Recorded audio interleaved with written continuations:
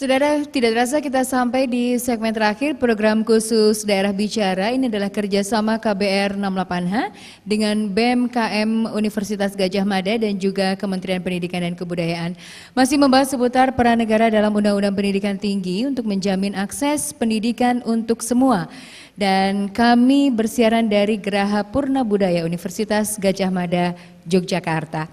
Nah, saya ingin ke Prof. Nizam dulu. Kalau tadi Prof. Ilhasul sudah menceritakan kira-kira ada beberapa contoh ya ketika Prof. Ilhasul memimpin UGM pada 1998 hingga 2002. Nah, sebenarnya masih terkait dengan otonomi kampus. Tadi Pak Nizam ingin menyampaikan sesuatu menanggapi soal itu. Terima kasih Mbak. Mungkin saya sedikit menanggapi, mungkin mengkoreksi apa yang disampaikan Prof. Amal ya. Di beberapa negara, terutama Jepang, Eropa itu otonomi dan peng-BHMN-an perguruan tinggi mereka itu terkait dengan aspek tanggung jawab negara yang berkurang. Jadi dibiarkan perguruan tinggi itu mencari uang sendiri. Kebalikan di Indonesia, saya punya data dan fakta persis angka-angkanya. Bagaimana itu Prof? Justru pendanaan pendidikan tinggi ke PT BHMN itu meningkat sejak tahun 2000 sampai dengan 2010 kemarin. Subsidi pemerintah pada PT BHMN UGM itu meningkat hampir 5 kali lipat Pak dari zaman Prof. Amal sampai ke sekarang. Jadi kalau anggaran pada waktu Pak Amal dulu sekitar 160-an miliar ya. Sekarang ini sudah 1,3 triliun dan itu 80% berupa subsidi pemerintah. Jadi tidak ada agenda pengurangan subsidi negara di dalam pemberian otonomi itu.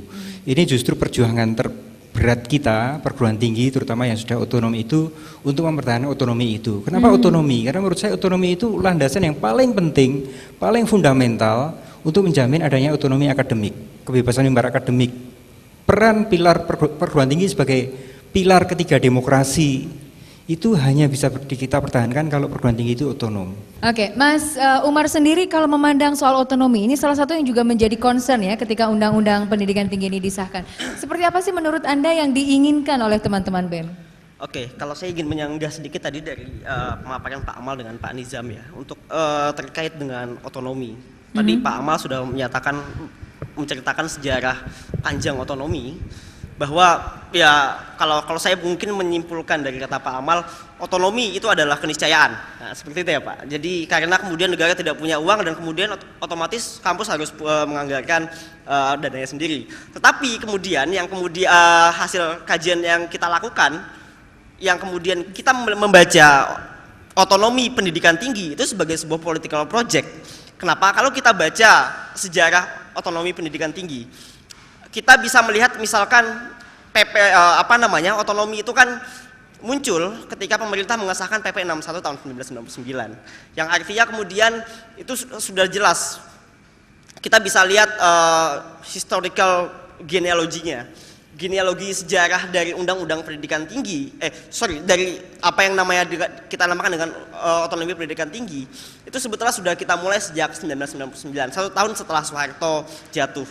Nah, tetapi kita bisa melihat sebenarnya tahun 1994 Bank Dunia itu mengeluarkan sebuah dokumen berjudul Higher Education Lessons of Experience, yang mana rekomendasinya dengan terang-terangan menyebutkan bahwa kalau kampus itu ingin kemudian mandiri, maka negara harus mencabut subsidinya dari pendidikan tinggi dan kampus harus menjadi otonom. Artinya kita bisa melihat bagaimana hubungan-hubungan yang sifatnya diskursif antara lembaga-lembaga donor dengan pemerintah yang kemudian melahirkan gagasan adanya otonomi. Dan kita melihat otonomi yang kemudian dikehendaki oleh pemerintah dalam pengelolaan pendidikan tinggi itu bukan otonomi yang sifatnya untuk kemudian kepentingan nasional, tetapi justru kooptasi kepentingan-kepentingan dari lembaga-lembaga keuangan internasional. Kalau kita baca policy framework ya dari Bank Dunia misalkan, tujuannya kan jelas bagaimana kemudian agar mekanisme pasar itu bisa berjalan optimal. Sehingga kemudian untuk memastikan otonomi pasar berjalan optimal, maka kemudian pendidikan tinggi itu harus kemudian diprivatisasi dan kemudian harus dimasukkan pada logika pasar. Logika pasar yang kemudian kita tangkap di beberapa peraturan pemerintah, katakanlah Undang-Undang BHP dengan Undang-Undang Pendidikan Tinggi itu ada dua. Pertama adalah dengan menjamin adanya competitiveness. Yang seperti sudah saya katakan sebelumnya, sebetulnya pemerintah itu memberikan subsidi, tetapi subsidi itu kemudian dijadikan barang yang diperebutkan secara sumber daya. Ini kalau meminjam bahasa ekonominya kan adalah private goods sebenarnya. Pertama, masalah competitiveness. Yang kedua adalah kalau kita bisa melihat otonomi yang sebetulnya dikehendaki oleh otonomi, sebetulnya kan bukan, kalau Pak Nizam mungkin seringkali mengatakan otonomi keilmuan itu harus diiringi oleh otonomi tata kelola. Bagi saya kemudian, kalau saya kemudian merujuk pada Statuta UGM tahun 77, bahkan tahun 50 misalkan, yang namanya badan hukum pendidikan itu kan adalah fungsi penyelenggaraan. Artinya fungsi yang kemudian dimiliki oleh pendidikan tinggi untuk kemudian berjalan. Nah, kalau kita melihat desain otonomi yang kemudian ditawarkan, misalkan kita bisa melihat di Undang-Undang Pendidikan Tinggi, desain otonomi yang ditawarkan kan adalah bagaimana kemudian kampus itu bisa kemudian berdiri secara tata kelola, secara manajerial, dia kemudian lepas dari intervensi pemerintah, dan tapi kemudian dengan adanya otonomi itu, kalau Pak Nizam tadi mengatakan bahwa otonomi itu akan berjalan seiring dengan demokratisasi, justru kita berargumen bahwa yang namanya otonomi itu justru akan bertabrakan dengan semangat demokratisasi.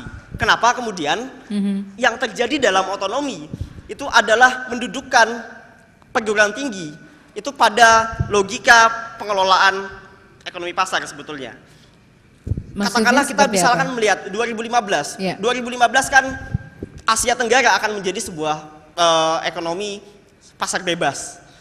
Dengan adanya otonomi, maka kemudian lembaga-lembaga keuangan itu kemudian bisa mengendorse negara, bagaimana kemudian kampus itu bisa kemudian menyiapkan diri menghadapi persaingan itu. Kalau dalam bahasa yang lebih sederhana mungkin, otonomi hanya akan kemudian melahirkan negara itu berada di bawah kooptasi kepentingan institusi pasar. Dan ini yang kemudian disampaikan oleh Profesor Fedi Hadis dan Richard Robinson misalkan dalam bukunya Recognizing Power in Indonesia, bahwa setelah tahun 1999 sebetulnya di Indonesia itu terjadi konsolidasi kembali kepentingan pasar, dan ini adalah political project kalau argumennya dari Profesor Fedi Hadis. Maka kemudian kita sampai pada sebuah kesimpulan bahwa kalau kita melihat desain otonomi pendidikan tinggi, desain otonomi pendidikan tinggi bukan kepentingan kita, tapi kepentingan untuk menyiapkan agar mekanisme pasar bebas yang sudah coba direncanakan pada tahun 2015, bahkan kalau kita lihat master plan-nya di Sekretariat ASEAN 2025 itu akan berjalan. Artinya ini kemudian perlu kemudian kita gugat kembali, dan setelah kita menggugat kita bisa melihat misalkan apakah tujuannya adalah untuk melahirkan pekerja atau untuk menghasilkan intelektual. Saya kira kemudian aspek pengetahuan yang perlu kita kedepankan. Baik, jadi yang dicermati teman-teman BEM ini memang soal otonomi ya, semangatnya dianggap bertabrakan, semangat dalam Undang-Undang Pendidikan Tinggi ini dianggap bertabrakan. Nah, tetapi Undang-Undang Pendidikan Tinggi ini setelah Juli lalu disahkan oleh DPR, memang belum bisa dijalankan ya Pak ya, karena sedang menunggu turunannya peraturan pemerintah kemudian peraturan menteri. Nah, saya ingin ke Pak Ikhlasul Amal dulu. Kalau bicara soal Permen dan PP Pak untuk menjalankan ini, apa masukan Anda? Apa yang perlu dimuat dalam PP dan Permen itu supaya jalannya Undang-Undang Pendidikan itu smooth begitu, kira-kira mulus gitu kira-kira Pak Ikhlasul? Ini dalam undang-undangnya ya dulu. Memang kalau saya baca undang-undangnya ini tidak ada sesuatu yang baru, sudah sesuatu yang sudah jalan, yang dulu jalannya pakai PP itu lalu sekarang diangkat pada undang-undang ini. Yang memang tidak jelas, justru yang tidak jelas di dalam undang-undang ini itu dikatakan nanti akan diatur dengan PP, atau peraturan menteri.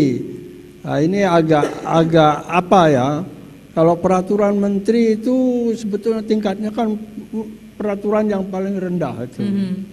Saya dulu ya saya dikenal rektor yang agak mbalelo itu ya. Karena saya mengatakan kalau itu peraturan menteri itu sejajar sama peraturan universitas. Untuk universitas itu malah peraturan universitas yang bisa jalan ya. Jadi ini sebetulnya apa? paling tidak itu diatur dalam peraturan pemerintah. Karena peraturan menteri itu gampang sekali berubah, nanti menterinya berubah, itu berubah ganti aturan lagi ya, Prof. Oke. Ya. Ini yang saya takutkan dalam beberapa hal itu, termasuk otonomi di sini, itu banyak hal yang dianukan sebagai peraturan, nanti akan diatur dalam peraturan menteri. Ini yang agak apa baik. Ya. Saya kalau begitu ke Prof. Nizam dulu ya, karena Prof. Nizam dan teman-teman dari Kementerian Pendidikan dan Kebudayaan juga sedang menyiapkan PP, kemudian Permen, sampai sejauh mana Prof, dan apa saja yang ada di dalamnya? Terima kasih Mbak. Mungkin saya sedikit dulu menanggapi apa yang disampaikan Mas Umar. Jadi mohon dibaca betul undang-undang ini dari awal sampai akhir dan jangan dikooptasi oleh kesimpulan para ahli dari Barat seperti yang tadi diacu sebagai referensi dari Mas Umar ini. Karena di situ kesimpulannya meskipun dia mengkaji tentang Indonesia, tapi dari kacamata asing. Dan itu kita tahu mereka punya agenda. Anda sendiri tahu dan Anda dari awal sudah mengatakan itu. Kita punya agenda kita sendiri dan itulah yang harus kita kawal bersama ke depan. Membawa semangat reformasi yang dulu didukungkan juga oleh Pak Amal, kita perlu mereform perguruan tinggi kita. Ada beberapa aspek reform yang kita harus lakukan. Pertama, structural reform. Perguruan tinggi sebagai pilar ketiga demokrasi, sekali lagi saya tekankan di sini. Pilar pertama kan ya pemerintahan, legislatif dan sebagainya tadi. Pilar kedua Mbak Ivi dan teman-teman ini media yang sekarang sudah sangat kuat, bahkan seolah-olah kebenaran itu hanya ada di media. Nah, pilar ketiga ini yang sangat penting karena ini tidak punya interest apa-apa jangka pendek, yaitu perguruan tinggi. Nah, pilar ketiga demokrasi ini harus kita perkuat melalui reform. Reform yang pertama adalah structural reform. Perguruan tinggi meskipun itu negeri tidak boleh dia kemudian hanya didikte bergantung pada Jakarta. Itulah yang kita sebut sebagai otonomi tata kelola struktural. Kemudian ada yang kedua adalah legal reform. Posisi dari perguruan tinggi ini, para founding fathers kita jauh lebih cerdas dari kita ketika mengatakan, Prof. Supomo pada sidang-sidang BPPK dan BPKI mengatakan penyelenggaraan pendidikan tinggi, perguruan tinggi hendaknya diselenggarakan dalam bentuk badan hukum. Itu sudah founding fathers kita mengatakan itu. Kenapa? Karena beliau sudah melihat perguruan tinggi itu kalau seperti kantor kecamatan sebagai satker pemerintah, ya tidak akan maju, tidak akan bisa membawa otonomi keilmuan, tidak akan membawa kemajuan bangsa ini ke depan. Kemudian yang ketiga adalah aspek institutional reform. Perguruan tinggi sendiri juga harus maju dan efisien, akuntabel, transparan di dalam mengelola dirinya sendiri, institusinya sendiri, menjadi institusi yang kredibel. Perguruan tinggi negeri itu kan, mohon maaf, banyak yang masih begitu-begitu saja lah, dosennya lari kemana-mana, tidak pernah ada di tempat, ngajar di PTS dan seterusnya. Nah, institusi reform ini harus kita bangun juga di dalam perguruan tinggi. Yang keempat yang sangat penting adalah financial reform. Itulah yang kita kawal dalam Undang-Undang Dikti ini. Bagaimana kita akan bisa maju, bagaimana kita akan bisa efisien, bagaimana kita akan bisa bersaing dengan seluruh bangsa di dunia ini, kalau aturan penggunaan uang setiap rupiahnya bergantung pada senayan sana. Line item itu yang namanya line item budgeting, sistem tata kelola APBN kita, itu rupiah demi rupiah yang akan dibelanjakan perguruan tinggi itu tidak dipatok di sana. Bagaimana kita akan maju? Itulah yang kita inginkan. Pemerintah, ya Anda harus menjamin membiayai perguruan tinggi, tapi jangan terlalu diatur. Masa harus beli komputer, beli pensil, beli pulpen? Ya ini apa yang paling tahu adalah perguruan tinggi itu sendiri. Itulah yang kita inginkan melalui Undang-Undang Dikti ini. Jadi masih membawa spirit dari reform yang sesungguhnya, menjadikan perguruan tinggi ini sebagai pilar kemajuan bangsa, pilar demokrasi bangsa ke depan. Jadi mohon dibaca secara utuh, jangan sepotong-sepotong, supaya spiritnya itu tertangkap.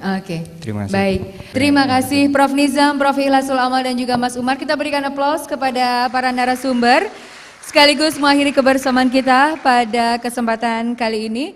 Dan saya ingin menutup dulu. Terima kasih saudara, Anda sudah mendengarkan program khusus Daerah Bicara. Kami akhiri diskusi publik kita kerjasama KBR 68H dengan BEM KM UGM dan Kementerian Pendidikan dan Kebudayaan, saya Fia Anwar. Sampai jumpa.